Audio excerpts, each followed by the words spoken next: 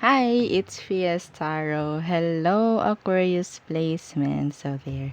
Okay, so this is your love and money. Okay, reading for the month of October. Okay, so syempre, before tayo mag-start, kung hindi ka pa nakapag-subscribe, please do subscribe and hit the notification bell para lagi po tayo maging updated sa mga mangyayari pa lang. Okay? And yeah, don't forget na mag-follow sa atin pong FB page. And kung meron pong tanong pagdating sa private reading, message lang po tayo sa atin pong FB page for more info.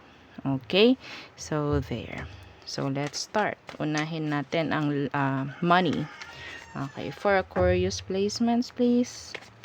Okay. Money. Toxic work. Toxic work. What more? What more? What more? Okay. Tell me more. Okay. Online selling. Okay. Growth. Okay. So, tingnan natin, no? Ano tong toxic work?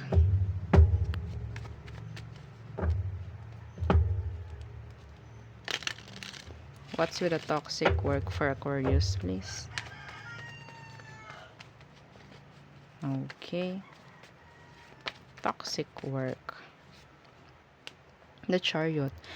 Maraming gusto nang umalis sa trabaho.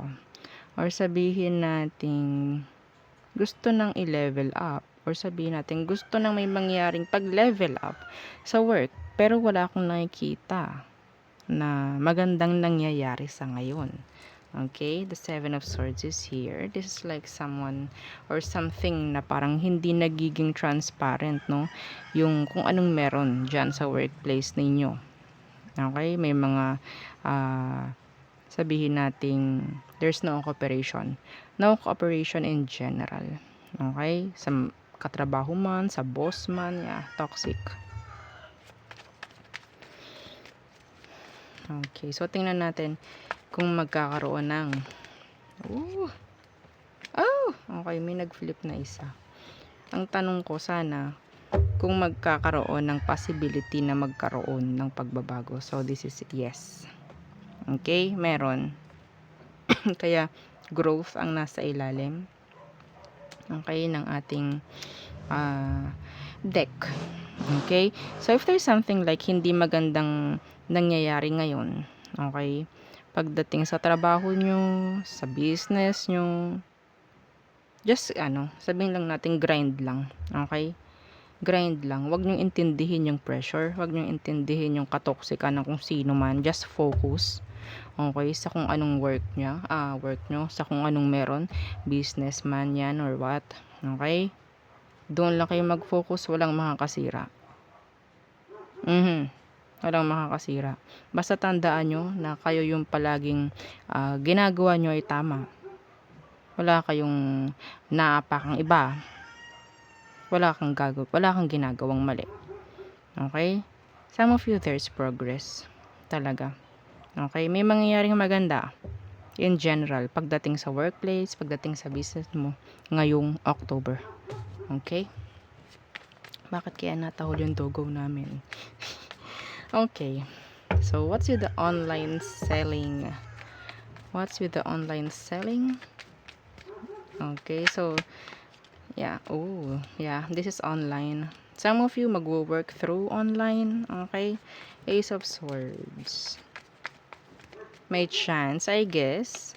Yeah, the Nine of Swords. The Seven of Cups. Iba sa inyo magiging busy. Okay? Magiging busy ngayong October dahil ang daming transactions. Ang daming clients. Akong nakikita rito na magbibigay sa inyo ng stress-free. Yes, stress dahil maraming gawain pero free from stress pagdating sa mga bayarin dahil makakasurvive. Okay? Magiging okay ang sabihin nating kaperahan ngayong October. It's like Yes. Hindi ganito. Hindi pa baba ang graph. Pataas.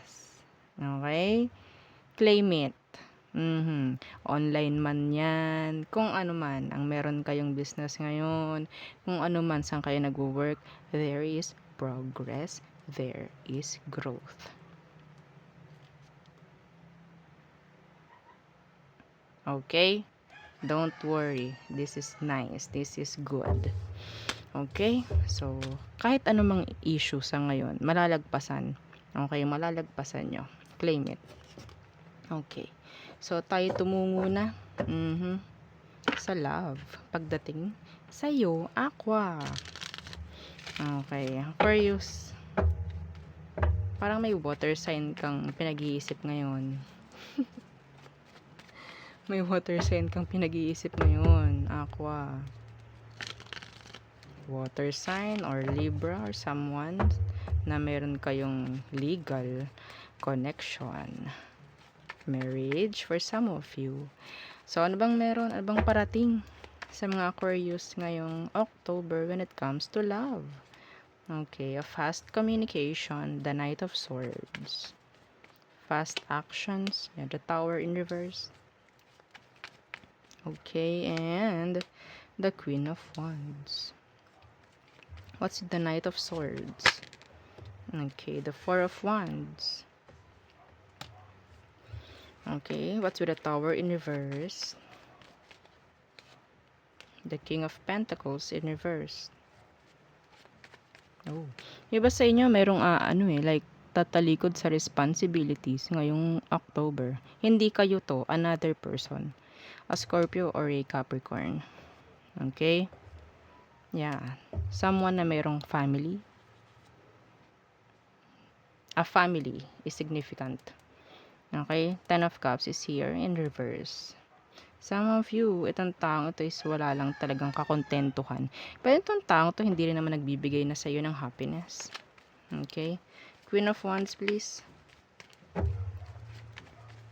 Some of you magbo-bloom ngayong October. Wag nating gawing some. Gawin nating lahat. Magbo-bloom ngayong October. Yeah, the King of Cups.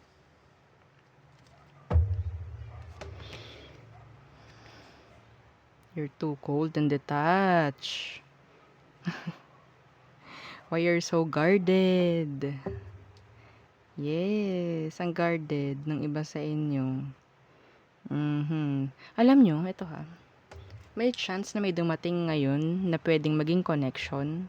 Pero, ang nakikita ko is like, you're being confident. Like, hindi ka para maghabol sa kanya. Mga pababae, mga palalaki ha.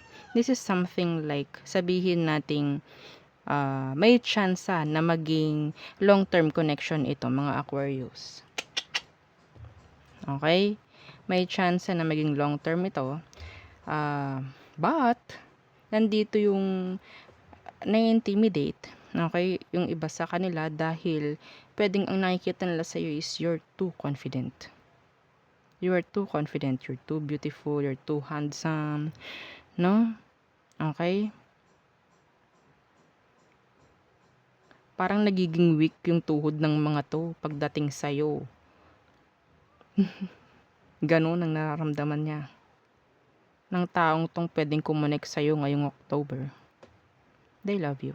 May emosyon agad. Mayroong attraction, may emotions. Yeah, okay? Pwedeng, nakakarinig ako ng Scorpio. Yeah, Scorpio, the Tower. Okay, pwedeng Scorpio.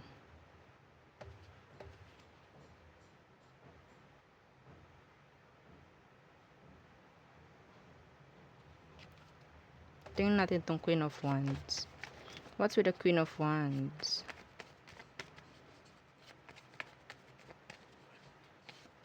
Yeah, the Chariot. Yeah, the Ace of Swords. See? Yeah, there's a connection coming.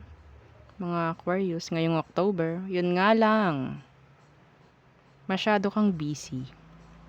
Masyado kang focus sa sarili mo. Ito nga lang yung isang downside, no, ng self-love. Okay?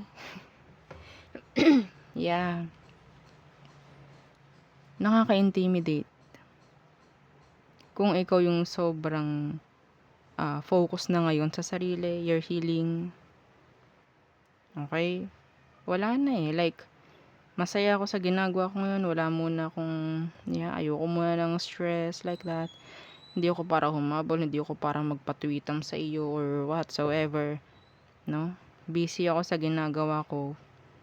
Mas nagiging okay ako sa ganito muna. Tsaka, ito, darating. Kung ikaw, hindi ganito ang energy mo, asahan mo walang ganito. Wala. Okay? Wala. So, wag mo itatanong na, bakit po ganun? Hinahanap ko naman. No. Itong taong nakikita kong ito, Aquarius, hindi sila naghahanap. Focus nito ay sarili. Okay? One more thing. Hindi ito kunyarian lang. Dapat ito ay genuine. Okay? Like, ginagawa ko to kasi gusto ko. Hindi yung, kailangan kong gawin to. Kailangan kong maging busy para marami akong ma-attract. No, walang ganun. Hindi yung kasali. Okay? Hindi counted yung ganun. No. The frequency. Okay? The frequency. Hindi yung sinasabi. Hindi yung ginagawa. Frequency ang mahalaga. Okay? So, better check kung ano bang frequency mo ngayon. Nakadepende itong darating na ito sa frequency mo ngayon. Okay? This is something long term. I think so. Some of you, pwedeng ito na yung mapakasalan mo or pakasalan ka. Yes. This is something serious. Okay? Pero, iba sa inyo, masyadong busy, pwedeng lagpasan ka nito. Yun nga lang ang downside. Okay? Nang sinasabi ko na overly parang confident. Like, masaya na ako sa ganito. Yeah. Okay? Sabihin nating balansihin mo lang dapat. Okay? Balansi lang. So, tayo tumungo na sa all signs. Parang trailer lang yun, okay, nang pwedeng mangyari ngayong October. Okay, Aqua? So, tingnan natin anong meron pagdating sa all signs. Aries through Pisces. Aries, they are juggler. Yeah, wala kang mapapala sa kanila. Urong sulong. Taurus. Oh, some of you pwedeng Taurus. Yung sinasabi ko kaninang person. Yes. May energy siya kasi na parang fast communication. They want relationship with you. They want to build sabihin natin a serious, no, connection. Yes. Ayaw nito ng mga pasikot-sikot, paligoy-ligoy. Parang ganyan. Okay? Madalas to nagsasabi about stability. Ayun yung specific. Okay? Gemini. Okay? Avoid them. May third party. Cancer. Okay? Nagiging impatient na sila. Yes. Leo. They want to fix, no, anything or something regarding sa issue nyo. Okay, nakita ko dito ng someone who is healing. Excuse me. So, Virgo.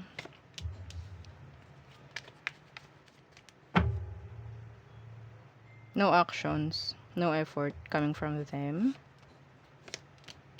Libra. They're avoiding you. They don't want to talk. Okay?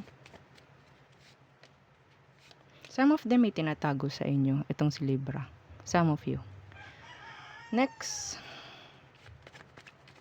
Scorpio. Holding back. Okay? Some of you may takot sila na maging open. Sagittarius.